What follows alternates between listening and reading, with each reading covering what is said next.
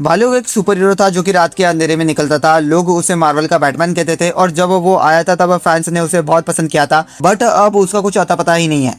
बात कर रहा हूँ मून नाइट के बारे में कि कैसे वो आया, छा गया, फिर गायब हो गया। और आज इस वीडियो में हम यही बात करेंगे कि how moon night came and disappeared. तो शुरू से शुरू करें तो 2022 में हॉटस्टार पे आई थी मून नाइट सीरीज, जो कि टोटल 6 एपिसोड्स की थी। और मून नाइट सीरीज एक बिल्कुल स्टैंड अलोन सीरीज थी। मार्वल की तरफ से मून नाइट सीरीज मार्वल की पहली ऐसी सीरीज थी क्योंकि पहले किसी मार्वल की सीरीज या किसी मूवी से कनेक्शन नहीं रखती थी।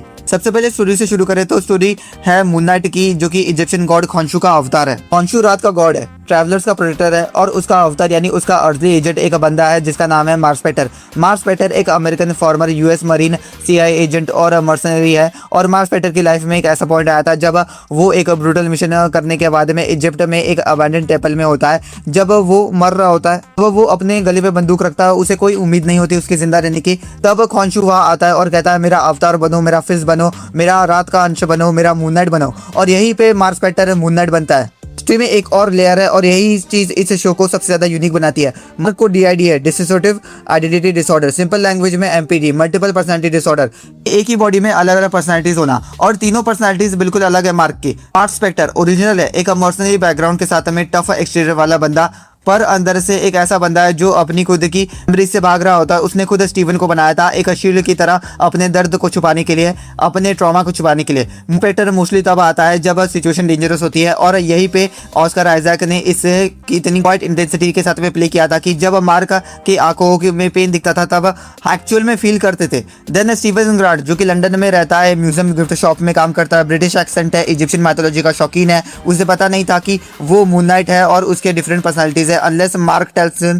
पहले तो स्टीवन उसकी लाइफ में वंडर करता रहता है कि उसकी लाइफ में चल कर रहा है, उसकी लाइफ कहाँ जा रही है। थर्ड पर्सनालिटी है जेक लॉकली, जो कि सबसे ज्यादा मिस्टीरियस पर्सनालिटी है, जो कि शो के बिल्कुल आखिरी में रिवील होती है। जेक लॉकली एक क्रिमिनल टैक्सी ड्राइवर है जिसके बारे में ना मार्क को पता होता है ना ही स्टीवन को पता होता है। वो डायरेक्टली खॉन्शू के लिए काम करता है बिना किसी गिल्ड के। अब शो के अंदर की मेन स्टोरी लाइन से शुरू करें तो शो की शुरुआत होती है स्टीवन से, जो लंदन में अपने छोटे से फ्लैट में रहता है एंड एक गिफ्ट शॉप में काम करता है। पर सब कुछ ठीक नहीं चल रहा होता है। स्टीवन को नींद नहीं आती है रात को, अपने आप को बेड से रोप से बांध के सोता है। रात को कहीं चला ना जाए, सुबह उठता है तो जूते में पत्थर होता है, एक अलार्म नहीं 17 अलार्म्स होता है। और कभी कभी वो एक जगह होता है और अगले ही टाइम किसी और जगह पे। स्टीवन को लगता है कि कोई मेंटल इशू है, वो डॉक्टर्स के पास में जाता है पर ये कोई मेंटल इशू नहीं है। Then things started to get reveal slowly और ऑडियंस भी उतनी ही लॉस्ट होती है जितना स्टीवन होता है। एक बहुत स्मार्ट स्टोरी टेलिंग चॉइस थी क्योंकि जब हम सब कंफ्यूज थे तब हम स्टीवन के पर्सपेक्टिव से टोटली शो को देख रहे थे और फिर समझते हैं कि ये मार्स पेटर है जो उसकी बॉडी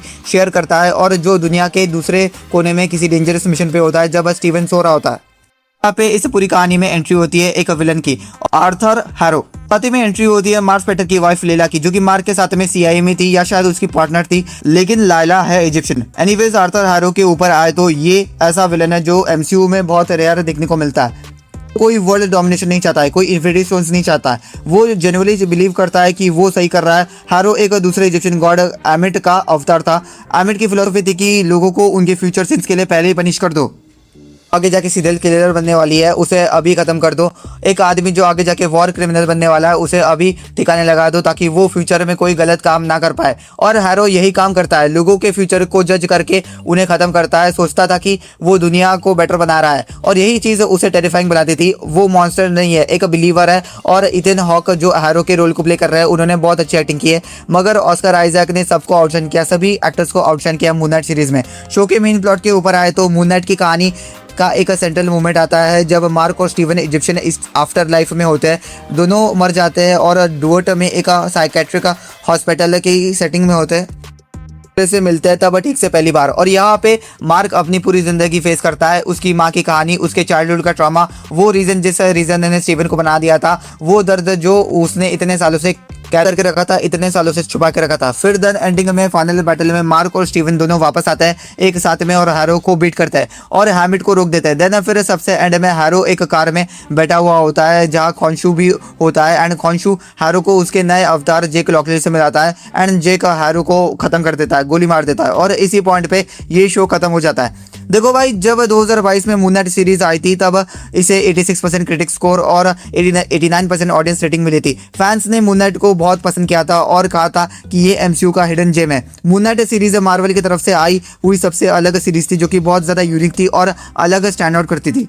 और मून नाइट सीरीज के सीजन 1 को आए हुए 4 साल हो गए हैं, लेकिन सीजन 2 का कुछ अता पता ही नहीं है। मार्वल का प्लान था कि शोज में मेन कैरेक्टर से इंट्रोड्यूस और फिर उन्हें मूवीज में यूज करो। मून नाइट के साथ में भी ऐसा ही करने वाले थे, लेकिन फिर कंटेंट ओवरलोड हो गया। वांडा विजन फिर शी हल्क एक के बाद एक शोज आते गए, क्वालिटी में इनकंसिस्टेंसी आती गई। एंड आई थिंक कि मून नाइट के बाद में लोकी सीजन 2 और डेयरडेविल बॉर्न अगेन सीजन 1 ही अच्छा था मार्वल के लिए टीवी शोज के मामले में। और मून नाइट मार्वल के 6 एपिसोड्स की मिनी सीरीज ही थी जो कि आई, दिल पे छा गई और फिर चली गई। लेकिन मून नाइट की कहानी अधूरी है, इसलिए ये ऐसी उम्मीद है कि नाइट का कमबैक होगा, सीजन 2 आएगा या फिर अवेंजर्स सीक्रेट वॉर में मून नाइट फीचर होगा इस बारे में। और शायद अपने होंगे तो सब्सक्राइब करना जरूर। वीडियो पसंद आए तो लाइक तो कर, तुम्हारे ओपिनियन कॉर्ड्स बताओ, जितना हो सकता है तो शेयर करो। बाकी मैं रोहन एक आरजी ब्लॉग आप लोगों से किसी और वीडियो में, तब तक के लिए keep watching RG explains. Bye bye.